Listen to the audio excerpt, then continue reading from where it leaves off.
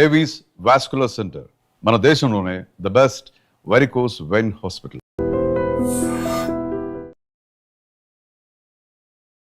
నమస్తే, welcome to I dream. ప్రస్తుతం America అనగానే ట్రంప్ రోజుకో డిసిషన్ మార్చేస్తున్నాడు. ట్రంప్ జపమే చేస్తున్నారు అందరూ. ఎప్పుడు ఏ మూమెంట్లో ఏ డిసిషన్ తీసుకుంటాడో, ఏం ఇంప్లిమెంట్ చేస్తారో అనే భయంతోనే మన ఇండియన్స్ అందరు కూడా గడుపుతున్నారు. పాపం పిల్లలేమో అక్కడ ఉండిపోయినరు, తల్లిదండ్రులేమో ఇక్కడ చూస్తూ ఉన్నారు అసలు ఏం డిసిషన్ తీసుకుంటారో. రోజుకో ముచ్చట చెప్తుండ్రు, అసలు ఏమవుతుంది ఏంది అనేది కూడా అందరూ ఎదురు చూస్తున్నటువంటి situation.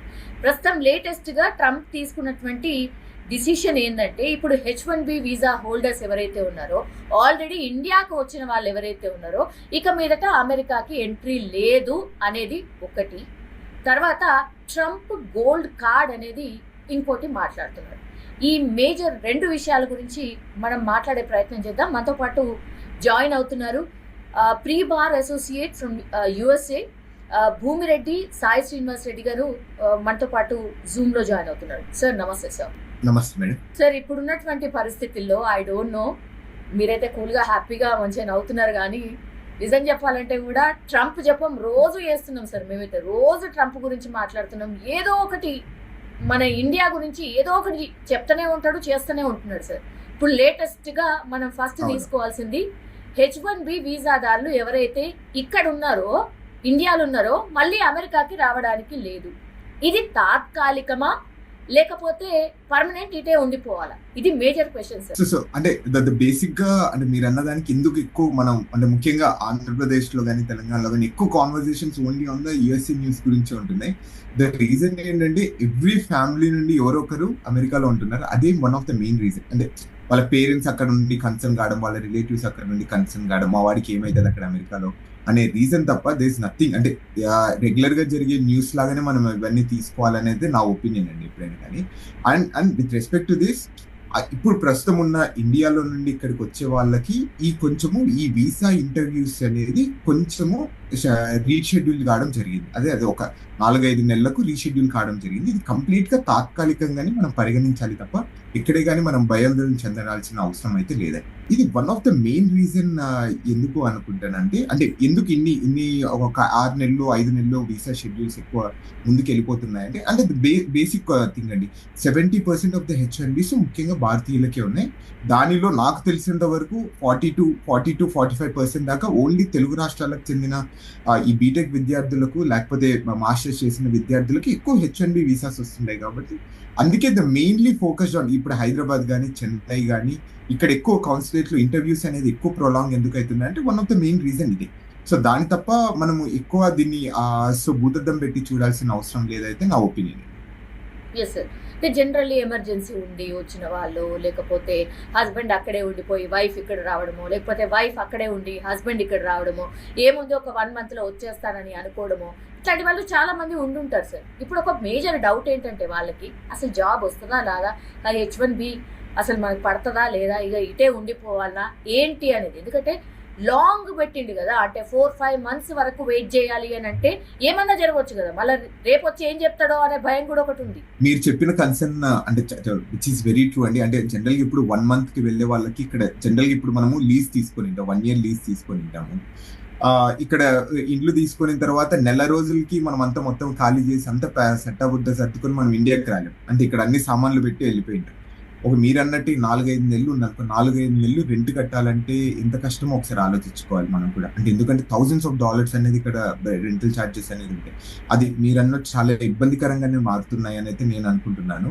And the main reason ఇది ఎందుకు అంటే ఇంత లాంగ్ వెయిటింగ్ పీరియడ్స్ ఉన్నాయంటే, ద సింపుల్ థింగ్ ఏంటంటే December 15th తర్వాత నుండి H1B అండ్ H4 హోల్డర్స్, అంటే H4 అంటే H1B వాళ్ళ భార్యలు కానీ లేకపోతే భర్తలు కానీ, సో వాళ్ళందరికీ వీసాస్ అని వాళ్ళందరికీ సోషల్ మీడియా వెట్టింగ్ అనేది చేయాలి అని కోరుకుంటున్నారు. సోషల్ మీడియా వెట్టింగ్ అంటే వాళ్ళ సోషల్ మీడియా అకౌంట్కి వెళ్ళేసి ఓకే ఇతను అమెరికన్ నేషనల్ సెక్యూరిటీ కానీ అమెరికన్ వాల్యూస్ మోడల్స్ కానీ అగేన్స్ట్ ఏమన్నా వర్క్ చేస్తున్నాడా, సో లేదా ఇతను చేసే జాబ్ అంటే H1Bలో చేసే జాబ్ అట్లానే ఇక్కడ చూపించే జాబ్ అండ్ సోషల్ మీడియాలో చూపించే జాబ్ అన్ని ఒకటే కాదా అనేది క్రాస్ వెరిఫై చేసుకున్న తర్వాతే వాళ్ళు వీసా ఇష్యూ చేస్తారు అనేది చెప్పడం జరుగుతుంది. ఎందుకండి అంటే ఈ సోషల్ మీడియా అకౌంట్స్ మీద ఇంత కాన్సన్ట్రేషన్ ఎందుకు చేస్తున్నారు? ఈ మధ్యకాలంలో చాలా టైమ్స్ ఎందుకు అట్లా? అంటే ద మెయిన్ రీజన్ అంటే నా పర్సనల్ ఒపీనియన్ నేను ఇక్కడ చెప్తాను. ఐ డోంట్ నో లైక్ అంటే కరెంట్ అడ్మినిస్ట్రేషన్ ఎట్లా ట్రీట్ చేస్తుందని అయితే ఐఎమ్ నాట్ షూర్. బట్ నా ఒపీనియన్ ఏంటంటే ఇప్పుడున్న వ్యవస్థలో కానీ ఇప్పుడున్న టెక్నాలజీ అడ్వాన్స్మెంట్ లో కానీ ఏ పని చేస్తున్నా కానీ అంటే మనం so we are the mentally prepared. మనం ఇక్కడికి వెళ్ళిపోతుంటే అది పోస్ట్ చేసేస్తున్నాం. అంటే మన ఆ ఫుట్ ప్రింట్ అనేది క్లియర్ గా తెలిసిపోతుంది. అంటే నువ్వు ఎక్కడున్నావు, ఏం చేస్తున్నావు అని ప్రపంచానికి తెలియాలని మనం ప్రతిదీ పోస్ట్ చేస్తున్నాం. సో దట్స్ వేర్ వీళ్ళు మన యాటిట్యూడ్ కానీ మన బిలీఫ్స్ కానీ ఇవన్నీ క్లియర్ గా మనం సోషల్ మీడియాలో ప్రూవ్ చేస్తున్నాం. మనం even like freedom of speech అనేది చాలా ఓపెన్ గా వచ్చేసింది because of the Facebook, Instagram, Twitter ద్వారా. సో ఇదనేది క్లియర్ గా వాళ్ళు డిటెక్ట్ చేయొచ్చు. నీ గుణం అనేది నీ ఫేస్ చూస్తామో లేదో మనం తెలుసుకోగలుగుతామో లేదో తెలియదు కానీ బట్ ఇప్పుడు రైట్ నో సోషల్ మీడియా ద్వారా క్లియర్ గా తెలుస్తుంది. సో మీరు ఎలాంటి వాళ్ళు, మీరు ఎక్కడెక్కడ తిరుగుతారు, ఎక్కడెక్కడ ఏమేమి పని చేస్తున్నారు అని క్లియర్ గా తెలుసు. అది కనుక్కోవడానికి ఇలా చేయడం జరుగుతుంది. అండ్ సింపుల్ గా ఏంటంటే H1B అనేది మీకు చాలా క్లియర్ గా తెలుసు. ఇక్కడ స్పెషాలిటీ ఆక్యుపేషన్ ద్వారా ఒక జాబ్ ఆ జాబే చేయాలి మనకి ఆ H1B ఎంతవరకు. ఇప్పుడు ఫర్ ఎగ్జాంపుల్ ఇప్పుడు ఎవరైనా వచ్చేసి లింక్డ్ఇన్ లో నేను ఈ జాబ్ చేస్తున్నాను ఇక్కడ ఉన్నాను అంటారు, కానీ H1B లో వేరే జాబ్ పెట్టినారు. సో దానికి కాంట్రడిక్షన్ అనేది వస్తుంది. అప్పుడు వాడు పట్టేసుకుని ఇక్కడ ఎందుకు ఇలా ఉంది, సో ఒకేలా ఇక్కడ ఎందుకు ఇలా పెట్టారు, లింక్డ్ఇన్ లో ఒకటి ఉంది కానీ నువ్వు చేసే జాబ్ ఒకటి ఉంది, మీ H1B ఒకటి ఫైల్ చేశారు, సో దీనికి నువ్వు ఆన్సర్ చేయకపోతే మీ H1B వీసా రిమూవ్ చేస్తాము అనే దాని గురించి మెయిన్ గా వాళ్ళు ఫోకస్ చేస్తున్నారు. అంటే దీంట్లో ఏమైనా ఫ్రాడ్ జరుగుతున్నాయని. అర్థమైంది సార్. అయితే ఇక్కడ నాకు ఒక క్వశ్చన్ ఉంది సార్. నిజంగా అంటే ఇట్లా సోషల్ మీడియా మీద నజర్ వేయడం కరెక్టా? మన వాళ్ళు ఏమనుకుంటున్నారు అక్కడున్న వాళ్ళు, యాజ్ వెల్ యాజ్ అక్కడున్న సిటిజన్స్ కూడా ఏమనుకుంటున్నారు సార్? కరెక్టా ఇది చేయడం? సో అంటే అది నీకు కరెక్టా కాదా అనేది కంప్లీట్లీ డిఫరెంట్ డిబేట్ అండి. అంటే యూజువల్ గా జనరల్ గా అంటే if you are the citizens of this country అది కరెక్ట్ కాదు అని అయితే నేను అనుకుంటాను. అంటే బట్ కానీ ఇక్కడ ఏమంటున్నారంటే every visa issuance is adjudication to the national security అని చెప్తున్నారు. అంటే నేను ఒక వ్యక్తిని బయట నాన్ ఇమిగ్రెంట్ నేను కంట్రీలోకి తీసుకొని రావాలంటే అది నేను నా నేషనల్ సెక్యూరిటీ పనంగా పెట్టి నేను అతన్ని లోపలికి తీసుకొని వచ్చి నా దేశస్తులను నేను కాపాడుకోవాలి అనేది వీళ్ళు చేస్తున్న ఆర్గ్యుమెంట్. సో అంటే కరెంట్ అడ్మినిస్ట్రేషన్ చేస్తున్న ఆర్గ్యుమెంట్. అంటే దాని బేసిస్ మీద వాళ్ళు ఏమంటున్నారంటే మీరు ఇక్కడ కంట్రీలోకి వస్తున్నారు, మేము ఒక 2-3 నిమిషాలలో మీకు వీసా ఇష్యూయన్సా లేకపోతే రిజెక్టా చేస్తున్నాము, మీ గురించి అనేది మాకు తెలియాలి, మీరు అంటే ఏం చేయడానికి వస్తున్నారు, ఏం చేస్తున్నారు, ఎక్కడెక్కడ ఉంటున్నారని మాకు తెలియాలి, కాబట్టి మేము ఆ సోషల్ మీడియా వెట్టింగ్ అనేది మ్యాండేటరీగా చేస్తున్నాం, దాన్ని చూసిన తర్వాత మేము మీకు వీసా ఇష్యూ చేస్తామనేది చెప్తున్నాం. అండ్ దీనికి 2 రీజన్స్ ఉన్నాయండి. మీరు బాగా చూసుకుంటే ఏప్రిల్ మంత్ లో కొన్ని స్టూడెంట్ వీసాస్ మీద ఇష్యూస్ జరిగాయి. అంటే వీసాస్ రివోక్ అయిపోయాయి సుమారు 8,500 మంది. అండ్ అక్కడ నుండి స్టార్ట్ అయింది మీ సోషల్ మీడియా బెట్టింగ్ అనేది. అక్కడ నుండి విద్యార్థులకు స్టార్ట్ కావడం జరిగింది. మళ్ళీ లేటర్ ఈ మధ్య ఒకటి వైట్ హౌస్ దగ్గర ఒక చిన్న అటాక్ జరగడం జరిగింది. అంటే చిన్నది కాదు, చాలా పెద్దది, విచ్ ఇస్ బార్బరీ. ఇద్దరు నేషనల్ గార్డ్స్, చాలా పెద్దది, which is against humanitarian thing. So అది జరిగినప్పుడు అతను బెట్టింగ్ అనేది లేకపోవడం వల్లనే ఇలాంటి సంఘటనలు జరుగుతున్నాయని ఒక ఒపీనియన్లోకి వెళ్ళిపోతుంది. సో రైట్ నో అందరికి బెట్టింగ్ అనేది జరుగుతుంది. అంటే మోస్ట్ ఆఫ్ ద హోల్డర్స్ ఇప్పుడు F1 వాళ్ళకి కానీ SLM కానీ నెక్స్ట్ హైయెస్ట్ పీపుల్ ఎవరు US లో ఉన్నారంటే ఈ H1B హోల్డర్స్. ఓకే వీళ్ళకి కూడా పెట్టేయాలని వీళ్ళకి కూడా పెట్టేయడం జరుగుతుంది అంతే. ఓకే, ఇప్పుడు అక్కడ ఉన్న వాళ్ళు అందరికీ కూడా ఇప్పుడు సోషల్ మీడియాకి సంబంధించి పూర్తిగా ఇన్ఫర్మేషన్ తెలుసుకుంటున్నారా? As of now it's a process. So అలా తెలుసుకోలేదండి ప్రస్తుతానికి. అంటే ఇప్పుడు ఏమవుతుందంటే ఇప్పుడు మీకు వీసా అనేది ఎక్స్పైర్ అయిపోయి ఉంటుంది. మీరు ఇక్కడ ఉన్నప్పుడు 3 ఏళ్ళక లేకపోతే 5 ఏళ్ళక మళ్ళీ రిటర్న్ రావాలి అన్నప్పుడు, మీరు భారతదేశానికి వచ్చి రిటర్న్ రావాలనుకున్నప్పుడు వీసా స్టాంపింగ్కి వెళ్తారు. ఆ వీసా స్టాంపింగ్కి వెళ్ళినప్పుడు మాత్రమే మీ సోషల్ మీడియా అకౌంట్లు వాళ్ళకి ఇస్తారు. ఇచ్చేసి DS 160, 260 ఆ ఫామ్ లో మనము సోషల్ మీడియా అకౌంట్స్ ఇచ్చిన తర్వాత వాళ్ళు అది క్రాస్ చెక్ చేసుకున్న తర్వాత మనకు వీసా ఇష్యూ చేస్తారు. ఈ దేశంలో ఉన్న వాళ్ళకి మాత్రం ప్రస్తుతానికైతే అలాంటి సమస్యలు అయితే ఏముండవు. ఓన్లీ బయట నుండి రావాలనుకున్న వాళ్ళకి మాత్రమే ఈ సోషల్ మీడియా వెట్టింగ్ అనేది ప్రస్తుతానికి జరుగుతుంది. అది ఓన్లీ December 15 తర్వాత నుండి అమల్లోకి రాబోతుంది. ఇప్పుడు సార్ ఇక్కడ ఉన్న వాళ్ళు ఎవరైతే ఇండియాకి వచ్చిర్రో H1B కి సంబంధించిన వాళ్ళు 4-5 months అంటున్నారు. ఇప్పుడు నెక్స్ట్ టార్గెట్ మరి అక్కడున్న వాళ్ళని పెట్టుకొని అక్కడున్న వాళ్ళని కూడా పంపించే కార్యక్రమం జరుగుతుందా అనేది ఒకటి. అసలు H1B వీసాలు అసలు ఇష్యూ చేస్తారా లేదా ఇక మీదట అనేది 2 సార్. ఇవి 2 డౌట్స్ ఉన్నాయి. Okay, let's take a simple example అండి. అంటే క్లియర్ గా కరెంట్ అడ్మినిస్ట్రేషన్ చెప్తుంది అంటే H1B కానీ లేకపోతే స్కిల్ వర్కర్స్ అనే వాళ్ళు మనకు కావాలి, అమెరికా గ్రేట్ అగైన్ కావాలి అంటే తప్పకుండా H1B వర్కర్స్ అనేది కావాలి అనేది వాళ్ళు చాలా క్లియర్ స్టాండ్ తో ఉన్నారు.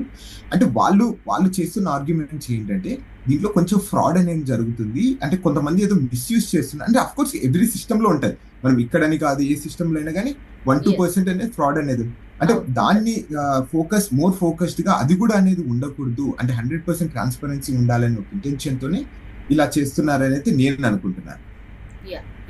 సో అంటే ఇక్కడ ఉన్న వాళ్ళకి H1B వీసాస్ రిమూవ్ చేస్తారా లేదా అనేది దే కెనాట్ రిమూవ్ ఇట్ అండి. అది కంప్లీట్ గా కాంగ్రెస్ అనేది అప్రూవ్ చేసింది. అంటే కాంగ్రెస్ అనేది అప్రూవ్ చేసిన తర్వాత మళ్ళీ రిమూవ్ చేయాలంటే అది ఎవరికి అథారిటీ ఉంటుంది? ఓన్లీ కాంగ్రెస్ మాత్రమే అథారిటీ ఉంటుంది. అంటే ఇప్పుడు మన భారతదేశంలో పార్లమెంట్ కి ఎట్లా అథారిటీ ఉంటుంది, ఇక్కడ కాంగ్రెస్ అండి.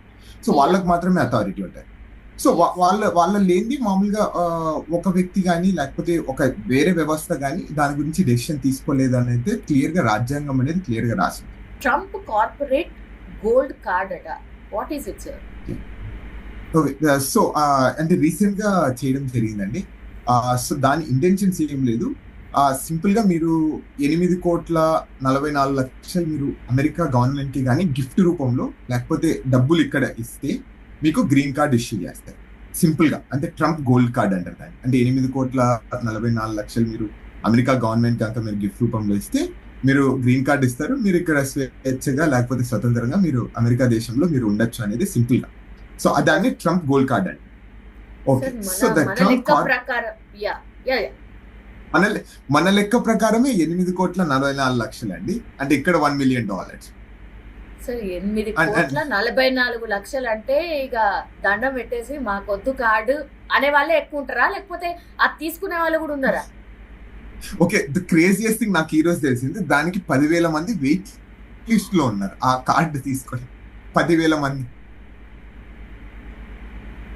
Sir 10,000 people. So you don't believe it, 10,000 people. అవునా? You can calculate the amount. సుమారు 84,000 కోట్లు. సార్ జస్ట్ ఒక కార్డ్ అమ్మితే సార్ మన వాళ్ళు ఉన్నారు అందులో. 8 కోట్ల 40. ఇంకా అది క్లియర్ గా తెలియదు, బట్ అంటే జస్ట్ ఆ వెయిట్ లిస్ట్ లో ఉన్న జస్ట్ ఒక కాన్వర్సేషన్ లో చెప్పడం జరిగింది, 10,000 మంది దీనికి వెయిట్ లిస్ట్ లో ఉన్నారు, మీకు ఎవరికి తెలియదు. So I was completely shocked. నిజంగా మీరే షాక్ అయితే మేమైతే డబుల్ షాక్ కావాల్సిందే. సార్ ఎన్ని కార్డ్స్ కి ఏమన్నా లిమిట్ పెట్టుకున్నాడా? అంటే ఎన్ని కార్డ్స్ ఇవ్వచ్చు అనేది ఏమైనా పెట్టుకున్నారా?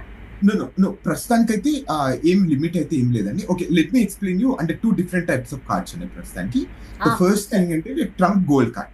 ట్రంప్ గోల్డ్ కార్డ్ అంటే ఇండివిజువల్, అంటే ఇప్పుడు మీరు అమెరికాకు వచ్చేసి సెటిల్ కావాలి అనుకుంటే మీరు ఫస్ట్ $15,000 ఫీజు కట్టాలి.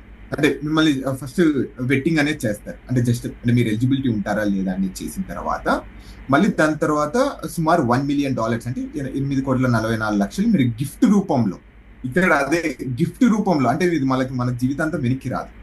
సో ఆ గిఫ్ట్ రూపంలో ఇక్కడ ఇచ్చిన తర్వాత మీరు ఇక్కడ గ్రీన్ కార్డ్ అనేది ఇష్యూ చేస్తారు, దాని తర్వాత మీరు సిటిజన్షిప్ అవుతారు అనేది క్లియర్ గా చెప్పడం జరిగింది. అండ్ ఇక్కడ ఇంకొక చిన్న తిరకాసి ఏంటంటే, ఇప్పుడు ఫర్ ఎగ్జాంపుల్ నేను ఒక $1 million డబ్బులు కట్టానుకో, ఓకే, నా పిల్లలు నా భార్యని కూడా నేను అమెరికాకి తీసుకొని రావాలంటే నేను తీసుకొని రాలేను, వాళ్ళకు కూడా సపరేట్ గా $1 million ఒక్కొక్కరికి కట్టాలి. అది రూల్. అంటే అంటే ఫ్యామిలీ ఆఫ్ 4 ఒక్కొక్కరికి $1 million. ఓకే, సో అంటే ఫ్యామిలీ ఆఫ్ 4 రావాలి అంటే సుమారు 36 కోట్లు డబ్బులు కట్టాలి. డబ్బులు కట్టిన తర్వాత so you gonna get the green card అని. So next is the Trump corporate card అనేది ఒకటి పెట్టడం జరిగింది, కార్పొరేట్ గోల్డ్ కార్డ్.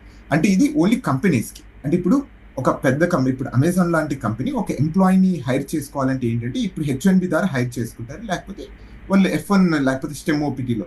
ఇప్పుడు దీని ద్వారా ఏమవుతుందంటే ఒక పోస్ట్ కి, ఒక జాబ్ కి $2 million వాళ్ళు కనుక డబ్బులు కట్టి ఒక ఎంప్లాయీని వీళ్ళు ఇక్కడ హైర్ చేసుకుని ఇక్కడ పెట్టుకోవచ్చు.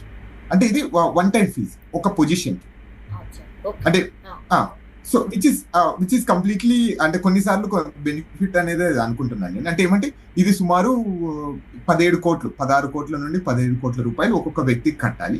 ఆ కట్టిన తర్వాత వీళ్ళు వచ్చి జాబ్ చేయొచ్చు.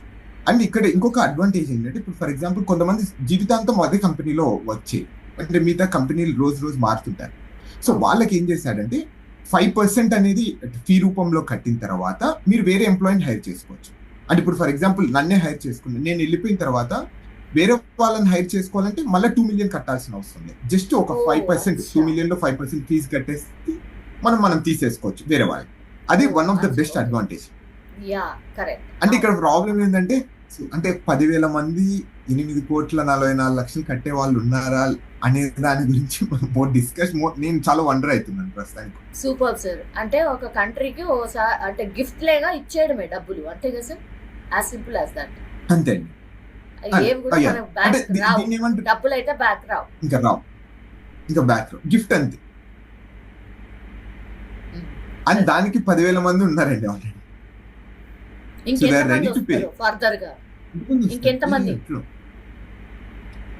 సో ఆ వెబ్సైట్ లో కూడా అక్కడ అదే రాయడం జరిగింది. అంటే ఏంటంటే సో అమెరికాలో నివసించడం కానీ అమెరికన్ డ్రీమ్ చేసి చేయడం కానీ it comes with the expenditure and it comes with the cost అనే దాని గురించి అంటే ఈ కాస్ట్ పెట్టడం జరిగింది. ఎవరైనా కానీ అమెరికాలోకి రావాలనుకుంటే మాత్రము అంటే ఈ కంట్రీని లేకపోతే ఈ కంట్రీ ఉన్న మోరల్స్ కానీ కాన్స్టిట్యూషన్ ని దే వాంట్ టు అపీల్ అనుకుంటే మాత్రం తప్పకుండా they need to come through this route అనేది వాళ్ళు చెప్పడం. ఎందుకు ఇంత కాస్ట్లీ పెట్టారు అంటే దానికి ఈ ఆర్గ్యుమెంట్స్ అనేది చేస్తున్నారు.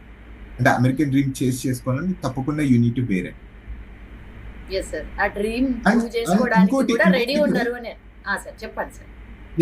అంటే ఇంకొకటి కూడా ఏంటంటే అండి, మీరు వినింటారు EB-5 వీసా అనేది ఉంటుంది. ఇది కూడా ఇన్వెస్టర్ వీసా అని మీరు వినింటారు. 800K కట్టేస్తే మన గ్రీన్ కార్డ్ వస్తుంది 2-3 సంవత్సరాల్లో అనేది.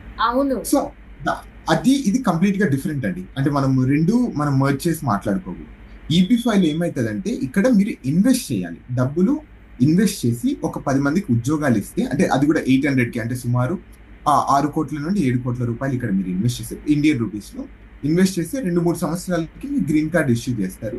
అది ఆ ప్రాజెక్ట్ కంప్లీట్ అయిపోయిన తర్వాత మీకు 5 ఏళ్ళక 6 ఏళ్ళక లేకపోతే 10 ఏళ్ళక డౌన్ ద 10 years లైన్ మీకు ఆ డబ్బులు అనేది రిటర్న్ వస్తాయి. కానీ ఈ విషయంలో డబ్బులు రిటర్న్ రాదు. అదే సింపుల్, రెండు డిఫరెన్స్. EB-5 అనే దీని అంటే ఇది ఎక్కువ మంది ఉన్నారా సార్ ఇట్లాంటి వాళ్ళు, లైక్ స్టార్ట్అప్ కంపెనీస్ లాగా యుఎస్ లో సంథింగ్ లైక్ దట్? అంటే అట్లేం లేదండి.